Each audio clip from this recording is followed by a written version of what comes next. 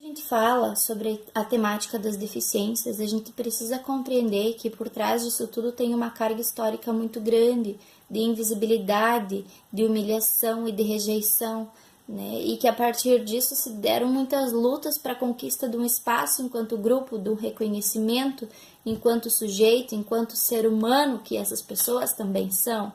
Né? E poder falar disso de uma forma mais natural, sem ser algo tão velado como ainda é, possibilita que os profissionais e a sociedade no geral se imagine dentro desse campo, se identifique ou não, se reconheça ou não, mas que isso é de alguma forma inclusão também no sentido de dar voz a essas pessoas, de mostrar tudo aquilo que se passou e a gente poder refletir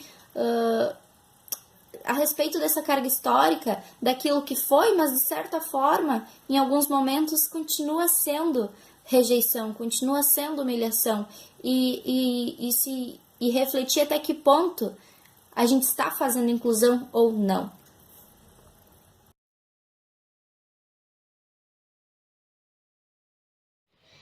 Bom, o segmento das pessoas com deficiência, ele reúne em uma mesma categoria vários tipos de deficiência, né? Dentre elas, nós podemos citar física, auditiva, visual, intelectual, mental, né? Então é um grupo muito heterogêneo e cada grupo desses vai demandar uma abordagem de trabalho diferente e encontra-se também em contextos sociais bastante diversos, né, que devem ser levados em conta nesta abordagem, né? E aí é preciso a adoção de estratégias para levar a sociedade à compreensão das inúmeras dificuldades que essas pessoas passam, né? Isso permite um melhor entendimento sobre a necessidade de preparar um mundo que contemple a diversidade através da inclusão social, né? Que é um processo ao qual nós estamos passando, né? Sendo assim, a inclusão social ela pode ser entendida como um processo pelo qual a sociedade se adapta para poder incluir não só as pessoas com deficiência, né, mas todas as pessoas, como uma forma de garantir que o seu direito de ir e vir seja assegurado. Né? Historicamente, as pessoas com deficiência elas foram marcadas pela negligência, omissão, segregação, né? Isso a gente já vinha trabalhando desde as primeiras aulas, né? A partir dos cartazes também a gente pôde visualizar essa carga histórica, né? Que o tema deficiência traz consigo. E querendo ou não, isso acaba interiorizando, de certa forma, em nossa sociedade o preconceito. Né? A sociedade, até então, ela tende a perceber a deficiência como uma doença crônica, né? E o deficiente como inválido ou incapaz. Né? Então, ele é colocado dentro dessa caixinha do inválido e do incapaz. Né? E aí, nesse sentido, perpetua-se, né? Perpetua-se ainda um ciclo de invisibilidade.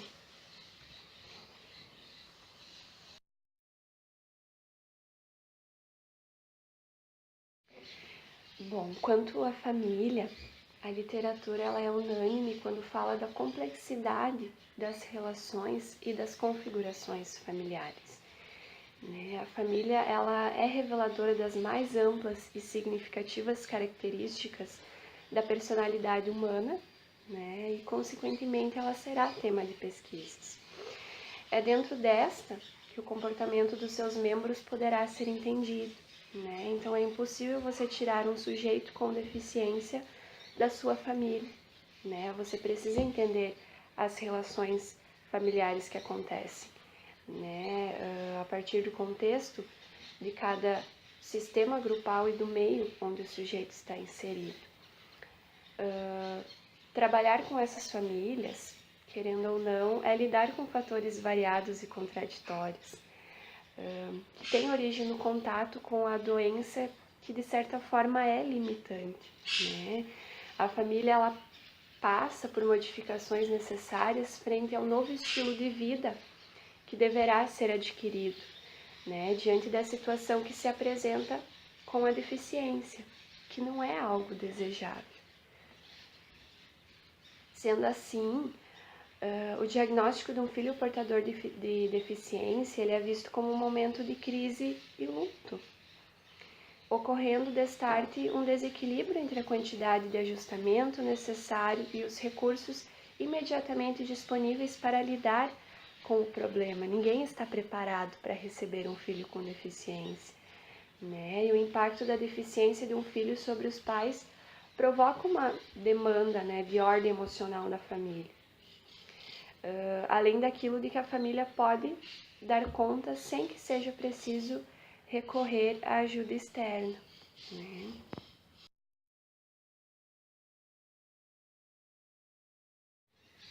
O campo da deficiência, né, ele é um campo de atuação da psicologia como ciência e profissão. No entanto, muitos acadêmicos e mesmo psicólogos já formados questionam o lugar e o papel do profissional nesse contexto, que não é fácil. O trabalho, né, acima de técnicas e metodologias já consagradas, ele vai demandar empatia, sensibilidade, amor, né? Olhar para o diferente por si só já é grandioso. Trabalhar, né, para além disso é um desafio ainda maior. Muitos psicólogos vêm desenvolvendo formas tradicionais de psicoterapia ou enquadres diferenciados para conseguir atender essa demanda, né? E não só as pessoas com deficiência, mas também os seus familiares, que é muito importante, trazem resultados que favorecem enormemente o desenvolvimento desses sujeitos, visto ser relevante nessa discussão da atuação do psicólogo na área da deficiência a atenção a esta família. Sendo assim, a entrevista que será descrita posteriormente foi realizada não só com a pessoa com deficiência, mas com a sua mãe também, né? Não tem o objetivo de retirar a autonomia do sujeito, mas reconhecer o quanto a família é importante neste cenário. A partir da proposta do componente curricular, surgiu o conflito de por onde começar, né? Com quem a gente fala, para onde a gente vai, uma vez que nem eu e nem a Mari tínhamos alguém próximo para estar realizando essa entrevista de forma mais facilitada, né? Mas enfim, a entrevista foi realizada na Mal, onde eu fui até a casa dessa pessoa, mas essa pessoa ainda reside com a mãe, porque ela tem algo mais a nível mental, e aí eu não poderia estar fazendo só com ela, né? Então o meu contato inicial foi com a mãe, e aí a mãe então se dispôs a estar fazendo essa entrevista e tá conversando comigo, e consequentemente a filha ficou empolgada e acabou ficando em casa, né? Não foi fazer as suas atividades porque ela quis muito participar e estar presente nesse momento. Então, chegando lá, elas preferiram não ser identificadas, não quiseram tirar foto, e ela até foi muito sincera em dizer que se fosse filmada até poderia, mas ela não se sentiria à vontade e talvez não ia conseguir ter um diálogo bacana. Então, eu vou chamar aqui a filha como D e a mãe como C, né, que são as iniciais dos nomes, para também não estar identificando. Então, C, que é a mãe, ela refere que desde que a filha nasceu, eles percebiam que tinha algo de diferente, que ela não aprendia como as outras crianças, que ela demorou muito mais para caminhar, demorou muito mais para falar, o desenvolvimento dela, no geral, foi muito mais lento, e tinha coisas que ela não conseguia fazer, enquanto outras crianças já faziam, já eram muito bem desenvolvidas na fala, no caminhar, né? Enquanto a D ainda não, né? Tinha um atraso ali e tinha uma dificuldade muito grande de compreensão do que essa família tentava passar para ela, do que a mãe tentava conversar com ela, se tinha essa dificuldade, né? Então, uma amiga da família que observou isso sugeriu que essa família buscasse a PAI do município, né, que Cristiumal tem a PAI também, e para estar investigando, para estar vendo mais de perto, porque poderia ter algo ali e que a família realmente já desconfiava que algo teria. Então foi procurar da PAI, e aí a PAI encaminhou para um determinado médico, fez o acolhimento, né? A criança passou a frequentar a PAI desde os 4 aninhos de idade, e a PAI, ao mesmo tempo que acolheu essa criança, encaminhou para um médico para estar avaliando mais a fundo o que poderia ser isso. Mas aí até a mãe coloca, assim, de forma muito sensibilizada, assim, emocionada, de que essa busca por dar nome a essa deficiência ainda segue até hoje. Porque por mais que a PAI já fez várias investigações a respeito disso e tem se focado em tentar descobrir, a PAI passa para essa mãe que, bom, é algo a nível mental. Ela não aprende da forma que os outros aprendem, ela tem uma dificuldade de compreensão e isso vai atrasando a nível emocional esse desenvolvimento também, né? Porque a mãe mesmo disse, a D tem uma cabeça de adolescente e hoje ela já tem 30 anos, né? E a mãe então traz de forma muito frustrada isso, assim, por mais que a PAI tá ali dando o suporte, ao mesmo tempo parece que a mãe também ali é tratada como quem não sabe, porque nunca foi dado um nome, né? A fulana tem isto, é isso por conta disso, e desta forma que vai ser o manejo. Então me pareceu assim que é meio como se fosse levando, sabe? Um vai dando a bola pro outro e fica nisso.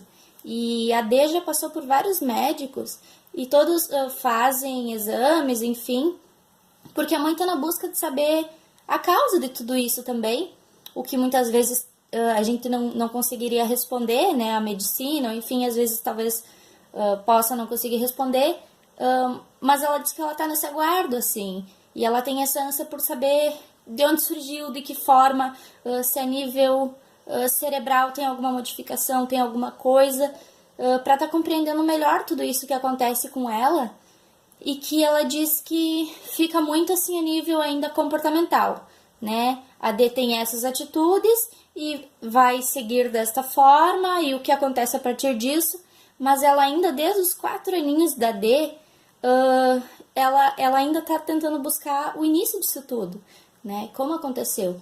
E aí vai jogando da PAI para um médico, do médico para PAI, e ela vai trocando de médico, e mesmo assim ninguém dá uma resposta para ela, mas ao mesmo tempo também não diz, eu não consigo te dar essa resposta, e enfim, é como se fosse tratando ela de uma forma que ela não fosse compreender ou que ela não fosse aceitar. Então a mãe trouxe isso, assim, que ela se sente também, de certa forma, julgada como quem não saberia entender o que acontece, porque em 26 anos ela não está ciente do que acontece.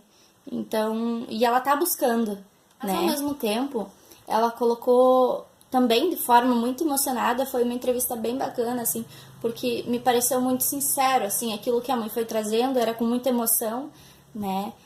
O quanto a PAI foi importante na vida da D e na vida da família deles, né? Por conta que esse acolhimento foi muito bem conduzido e que a D adora ir todos os dias na PAI, ela sente falta e ela se inseriu muito fácil naquele contexto, ela foi muito bem acolhida, né? Ela logo fez amigos, coisa que ela não tinha antes, ela logo estava interagindo muito bem com as professoras. Aos pouquinhos, no tempo dela, ela conseguiu se desenvolver, conseguiu fazer coisas que ela não fazia antes. E hoje, aos 30 anos, que ela vai na PAI desde os 4, hoje, aos 30 anos, ela está conseguindo ler algumas palavrinhas, escrever algumas palavras. Então, a mãe traz isso, assim, muito, muito feliz. E o quão gratificante é todo esse tempo de espera, assim, e acompanhar toda essa evolução a passos tão lentos, né? Mas que hoje a D já consegue escrever o nome dela, consegue ler o nome dela, ler o nome da mãe, e o quanto isso é importante, assim, e o quanto o papel que a PAI faz na vida dela faz todo sentido, que a família sozinha não conseguiria fazer isso, por toda essa dificuldade realmente de aprendizado, que para ensinar a D secar uma louça, ensinar a D arrumar a cama dela, né, que é essa busca de autonomia também, é muito difícil, né, é muito difícil ela compreender algo. Então, a pai também tá dando esse suporte, assim, de explicar para a família de que maneira eles podem tornar a D mais autônoma em pequenas atividades do dia a dia, para ir dando essa liberdade aos pouquinhos para ela, e ela ir vivendo de uma forma mais funcional também. A mãe também relata que na infância da D, ela era bastante agressiva, ela era muito agitada, ela era hiperativa, né, segundo a mãe. E aí ela tomou algumas medicações para isso também. E foi nesse mesmo período que ela começou a se medicar que ela foi sendo inserida na escola regular, né? E foi algo muito difícil, muito complicado, porque a D sofreu muito com isso. Ela não queria ir para essa escola, ela não se sentia integrante da turma, ela não se sentia pertencente àquele lugar, né? Porque desde que ela chegava, ela tinha que fazer um esforço muito grande para conseguir entrar numa roda de amigos, para conseguir conversar, porque ela nem entendia tudo aquilo que estava se passando ali. Não tinha alguém especializado para estar ali acompanhando ela. As atividades ela não conseguia compreender, e aí ela era a bobinha da turma, acabava sendo excluída muitas vezes, inclusive pelos professores, assim, sendo ridicularizada, né, pelos alunos e pelos professores. E aí a mãe disse que foi um período assim de muito sofrimento, né, que a pai até insistiu que seria positivo para ela, a família mais distante assim também insistiu para que incentivassem que isso ia ser positivo, que ela ia evoluir muito, mas não era o que a mãe percebia, o que a família mais próxima percebia, porque era gerador de muito sofrimento, ela chorava todo dia antes de ir para escola, né? E aí, aos poucos, quando aquilo começou a se tornar natural, começou o bullying no ônibus escolar, porque a D vinha do interior do município, da área rural para a cidade, e aí começou o bullying dentro desse contexto também, né? E aí até que um dia a D adoeceu e, né, somatizou, porque ela não queria ir para a escola. O único lugar que ela adorava, que era passear de ônibus, que isso ela gostava do trajeto da escola, também já não estava sendo bom para ela, né? Porque ela não conseguia fazer essa viagem de forma tranquila. E aí chegava num ambiente que também já não era tranquilo, né? E aí a mãe disse que tentou conversar com esse motorista, que em cidade pequena a gente tem esse acesso mais facilitado, e o motorista foi muito compreensivo, né? Que ele disse que ele ia ajudar, que ele também não concordava com isso, mas que não tinha percebido.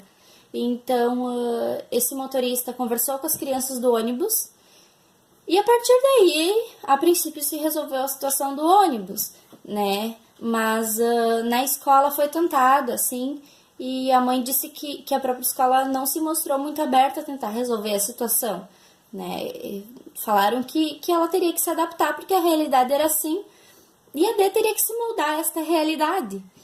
Então a mãe traz esse período assim de tentar adaptar ela na escola regular como sendo muito que ela sofrido. Destacou assim também o quanto ela se sentia incomodada com esse certo descaso de alguns profissionais, né? Que ela disse que a cada consulta que ela busca, os profissionais tentam entupir a D de remédio, enquanto a mãe disse que hoje ela não é mais hiperativa, ela não é mais agressiva, pelo contrário, ela é muito carinhosa, ela é muito afetuosa e muito calma em alguns momentos, assim.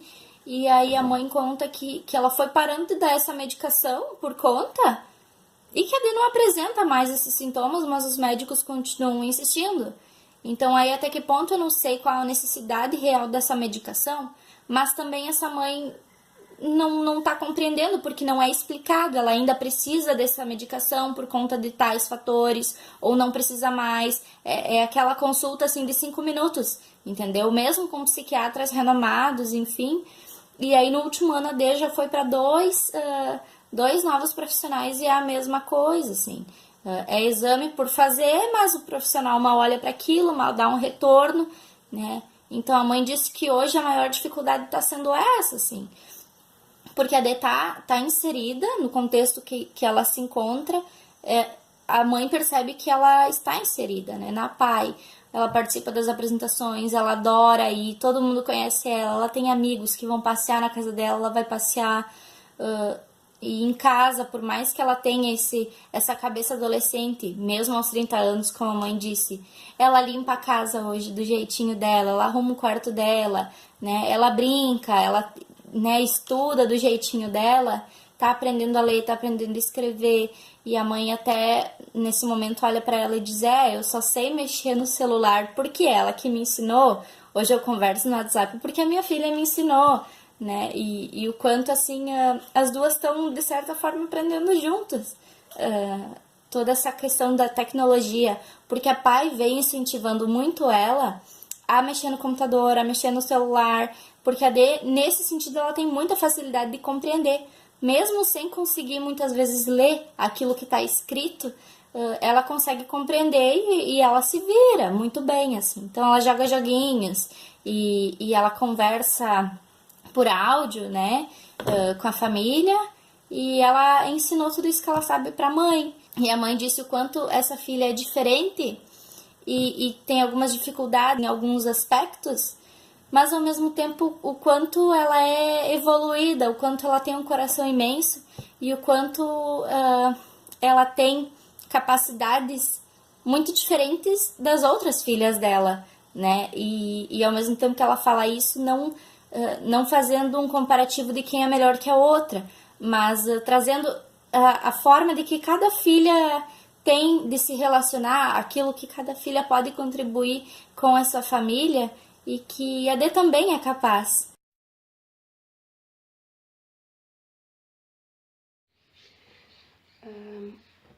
Para concluir, então, falar sobre o sujeito com alguma deficiência envolve sempre um risco, visto ser difícil para a sociedade, em geral, posicionar-se sobre esse assunto livre de mecanismos de segregação, de exclusão. Componentes como este, propostas de trabalho como essas no meio acadêmico e científico, nos permitem lançar questões, né, que por não termos respostas ainda claras a elas, devem ser refletidas e pensadas. Faz com que saiamos das caixinhas dos preconceitos e nos lançamos a olhar o novo, o diferente, o bonito. Mudanças, elas nunca acontecem enquanto as pessoas estão ocupadas sendo sensíveis e realistas. Elas acontecem sim quando nós ousamos perceber o mundo de modo diferente e nos arriscamos a mudá-lo de acordo.